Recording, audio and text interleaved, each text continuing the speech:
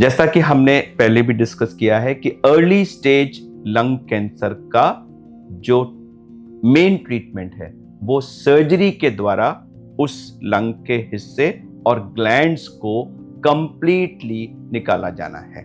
अब ये दो तरह से किया जा सकता है, एक ओपन सर्जरी के द्वारा और दूसरा दूरबीन की सर्जरी के द्वारा। तो ओपन सर्जरी में हम पूरा बड़ा कट करते हैं, रिब्स को अलग करके हाथ अंदर डाल करके वो सर्जरी करते हैं। तो इसमें जो पसलियों का और मसल को चोट पहुंचती है, उसी को आजकल छोटे छोटे कट से दूरबीन डाल करके टेलीविजन पर देख करके हाथ अंदर डालने की जगह स्पेशल इंस्ट्रूमेंट्स को अंदर डाल करके उसको किया जा सकता है, जिसको हम वीडियो असिस्टेड थोरैकोस्कोपिक सर्जरी या वैट्स कहते हैं।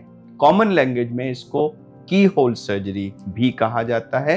कुछ लोग इसको लेजर सर्जरी के नाम से भी पुकारते हैं, हालांकि इसमें लेजर का कोई लेना देना नहीं है, लेकिन कई लोगों में यह भ्रांति है कि वो इसको लेजर सर्जरी कहते हैं। तो ये सब वो हैं जिसमें छाती को पूरा काटा नहीं जाता, छोटे छोटे होल्स के द्वारा सर्जरी को किया जाता है। सर्जरी वही होती है, वो लंग का वो खराब हिस्सा निकलेगा, ग्लैंड्स निकलेंगे, उतनी ही रेडिकल सर्जरी, लेकिन उसको करने का तरीका डिफरेंट होता है। इसमें पेशेंट को बहुत फायदा होता है कि छाती के अंदर जो कट और तोड़ फोड़ है वो कहीं कम होती है। तो आपको सर्जरी के बाद दर्द कम होगा, आपको आईसीयू में कम रहना पड़ेगा, वेंटिलेटर पे जाने की संभावना कम हो जाएगी, पेन बहुत कम होगा कंपैरेटिवली, जिससे आपको पेन किलर्स की मात्रा कम लेनी पड़ेगी।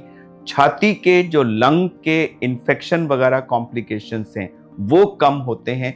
इन सब कारणों से पेशेंट की रिकवरी फास्टर होती है। तो एक तरफ ओपन सर्जरी में कई हफ्तों का टाइम लगता है, कभी कभी महीनों का भी टाइम लग जाता है लोगों को रिकवर करने में।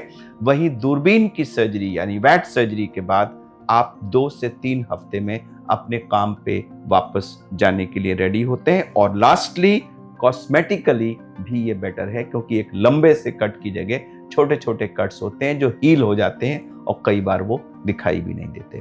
इसीलिए आजकल अर्ली स्टेज लंग कैंसर के ज्यादा से ज्यादा मरीजों का क्योर हम वैट सर्जरी के द्वारा करने का प्रयास करते हैं।